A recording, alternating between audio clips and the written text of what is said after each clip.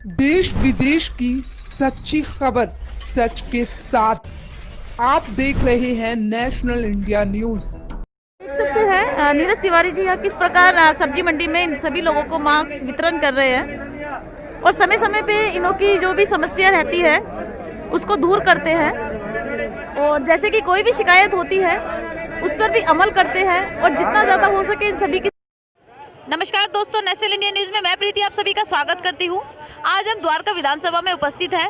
द्वारका विधानसभा में जैसे कि आप सभी जानते हैं नसीरपुर मंडी है और जो नसीरपुर मंडी है लगातार यहाँ पर लोगों की जो समस्या है वो बढ़ती जा रही है और जो रेडी पटरी की जितनी भी समस्या होती है, जैसा कि आप जानते हैं नीरज तिवारी जी दिन प्रतिदिन इन लोगों की जितनी भी समस्या होती है उसका समाधान करते हैं। आज मास्क वितरण करने आए हैं, उसके साथ साथ इनकी जितनी भी समस्याएं रहती है सभी के समाधान के साथ साथ इनको सलाह मशवरा भी देते हैं। तो आइए मिलते हैं नीरज तिवारी जी से और जानते हैं इनकी समस्याओं के बारे में जो लगातार रेहड़ी पटरी वालों को हो रही है। तो आइए मिलते हैं नीरज तिवारी जी से और जानते हैं इन लोगों की जो समस्या लगातार इन लोगों को आती है उसका वो समाधान कैसे करते हैं। जैसे कि आज मास्क वितरण करने आए हैं तो मिलते हैं नीरज तिवारी जी से। जी सर।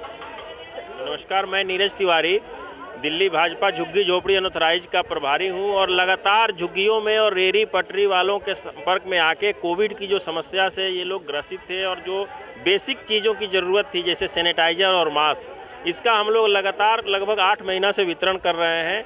आज इसका कार्यक्रम नसीरपुर मंडी में किया गया है और यहाँ का स्थानीय रमेश जी हैं, विक्की जी हैं, इन लोगों ने मिलकर इसका किया है ये। और हम लोग जो भी पूर्वांचली लोग हैं ख़ास तौर से जो यहाँ पर कमा रहे हैं खा रहे हैं उनको एकत्रित करके और हम लोग उनको बता रहे हैं कि जो यहाँ की आपकी जो मेन समस्या है, आप स्वच्छता से रहिए, आप अपने अधिकार के लिए लड़ाई कीजिए और एकत्रित होकर रहिए। और कोविड के लिए जागरूकता अभियान हम लोग चला रहे हैं कि जो कोविड में आपको अब वैक्सीनेशन शुरू हो गया है उसकी तैयारी कीजिए, आने वाले समय में आपको वैक्सीन मिलेगी। उसके अलावा जो भी ज़रूरतमंद लोग हैं उनको अभी आप देखें मास्क सैनिटाइज़र ये लोग हम लोग लगातार 8 महीना से कर रहे हैं।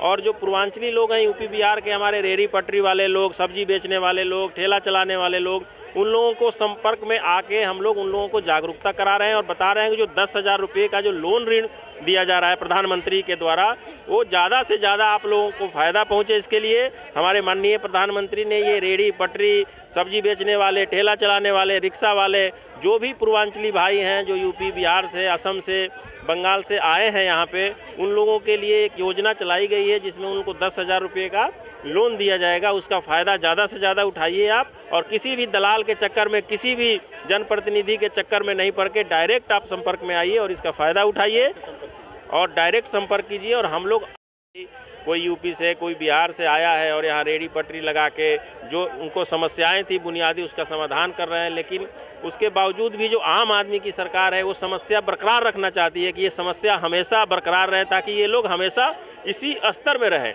और हम लोग पूर्वांचलियों के, यूपी बिहार के जितने भी हमारे भाई हैं उनका स्तर सुधार के उनका जो अधिकार है उसको दिलाने के लिए संघर्षरत हैं और आने वाले समय में इनको और मजबूत हम लोग बनाएंगे और अपने लोगों को मजबूत बना के एक दिल्ली, अच्छी दिल्ली का निर्माण करने की सपना लेके हम लोग आए हैं।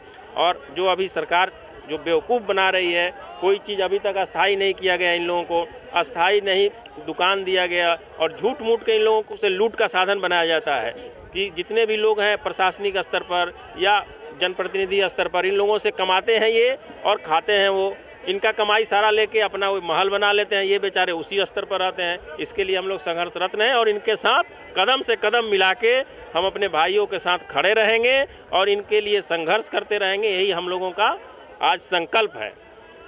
अजय शंकर जी भी यहाँ पे उपस्थित है जो राष्ट्रीय अध्यक्ष है।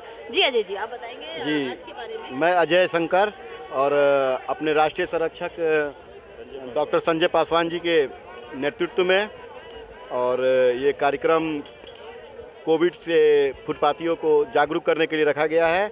और मुख्य अतिथि के रूप में मेरे बड़े भाई नीरज तिवारी जी काफ़ी समय से हम लोग को योगदान दे रहे हैं और अभी जागरूकता की बहुत ज़रूरत है। यहाँ पे दिल्ली में बहुत सारे लोग मास्क नहीं लगा रहे हैं, वो सोच रहे हैं कोरोना का इंजेक्शन के लिए, पड़ा तो किसी को नहीं है अभी।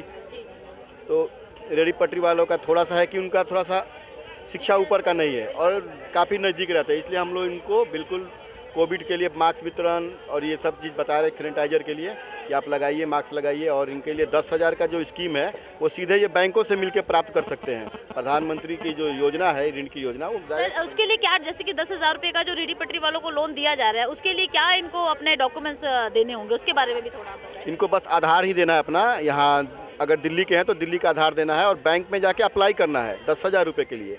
ब्याज मुक्त पैसा है वो। जी जी जी सर, आपका नाम जानना चाहूँगी? रमेश कुमार नाम है मेरा। जी बताएं सर। और जिसमें हमारा ऑल इंडिया हॉकर्स फोरम है, इस जितने भी रेडी पटरी की जो भी समस्या है उनके लिए हमेशा हमारे राष्ट्रीय अध्यक्ष जी, हमारे संरक्षक जी भाई नीरज तिवारी जी, सबके नेतृत्व में हम लोग लड़ते हैं और इनके लिए संघर्ष करते हैं। का अजय शंकर जी का, रमेश जी का, ये सारे लोग जो आज रेहड़ी पटरी और जो फुटपाथ की समस्या है वो काफ़ी दिनों के बावजूद भी आज एज इट इज़ है। माननीय अटल जी का एक सपना था कि देश का आर्थिक व्यवस्था सुधारने में रेहड़ी पटरी और जो फुटपाथ व्यवसायी हैं उनका बहुत बड़ी भूमिका हो सकती है। लेकिन समय समय पर कई सारे संगठन, कई सारे लोग इसके लिए संघर्षरत रहे, सबका धन्यवाद। लेकिन आज जो समस्याएं हैं, ख़ास तौर से दिल्ली में सबसे ज़्यादा, जो मेट्रोपॉलिटन सिटी हैं हमारे देश में, उसमें दिल्ली में सबसे ज़्यादा रेहड़ी पटरी और फुटपाथ पर कई देश के हिस्से से लोग आके यहाँ संघर्ष करते हैं। लेकिन कुछ स्थानीय दलालों कह लीजिए, माफिया कह लीजिए, या प्रशासनिक या जनप्रतिनिधि स्तर पर उन लोगों की समस्याओं का समाधान अस्थायी नहीं निकाला जा रहा है। इसके लिए मैं आग्रह करूँगा फाउंडेशन से, ऑल इंडिया हॉकर्स फोरम से, कि आप लोग इसके लिए संघर्ष कीजिए और इसका समाधान परमानेंट निकाला जाए, ताकि इन लोगों को भी एक सम्मानपूर्वक जीवन जीने का, इनके बच्चों को, इनके परिवार को और उनको खुद को ये सम्मानित महसूस हो कि ये जो जगह है जहां हम संघर्ष कर रहे हैं, हम बेच रहे हैं, लोगों तक सामान पहुंचा रहे हैं और हमारी भी भूमिका है इस देश की आर्थिक व्यवस्था में, स्थानीय स्तर से लेकर राष्ट्रीय स्तर तक, उसमें हमारी भी मान सम्मान रहे। इसके लिए संघर्ष करने का मैं आग्रह करूँगा और इन लोगों के साथ जब भी हमारी ज़रूरत होगी मैं कदम से कदम मिलाकर चलूँगा और हमेशा खड़े रहेंगे इन लोगों के साथ। और मैं कोशिश करूंगा कि अगर इन लोगों का ये हो तो इन लोगों के साथ जुड़कर इसमें काम करें। बहुत बहुत धन्यवाद। हैं दिल्ली प्रदेश अध्यक्ष जी से, सुमित बराला जी से। जी सर, जानना चाहेंगे ये जो लगातार आप लोग रेडी पटरी वालों के लिए कर रहे हैं, उसके बारे में थोड़ा आपसे जानना चाहेंगे सर। पहले तो मैं आपका बहुत बहुत धन्यवाद दूंगा कि आपने अपना इतना कीमती समय निकाला। रेडी पटरी के लिए बहुत समय से संघर्ष हम भी कर रहे हैं और भी बहुत से लोग कर रहे हैं, लेकिन अभी तक ये नहीं समझ में आता कि इतना कुछ करने के बाद भी इनकी समस्याएं हल क्यों नहीं होती। मेरा जो फोकस है इस पे सिर्फ जो फाइनेंशियली है, जो रेडी पटरी वालों के लिए कि जो फाइनेंस के लिए दिक्कत आती है इनको, उनके समाधान करना। जो सरकार ने अब निकाल रखा है कि हाँ जिनको 10-10 हज़ार 20-20 हज़ार रुपया रेडी पटरी वालों को जो देना है, उसके लिए हम काम कर रहे हैं कि इनको किसी तरीके से भी पैसे की समस्या जो इनकी हल की जाए।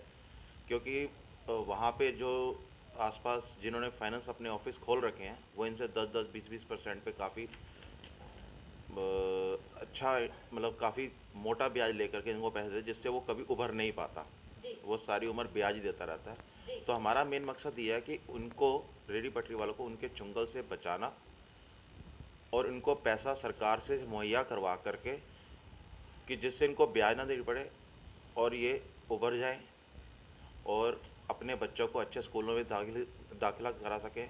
वो भी हम इनकी समय समय पर मदद करते हैं।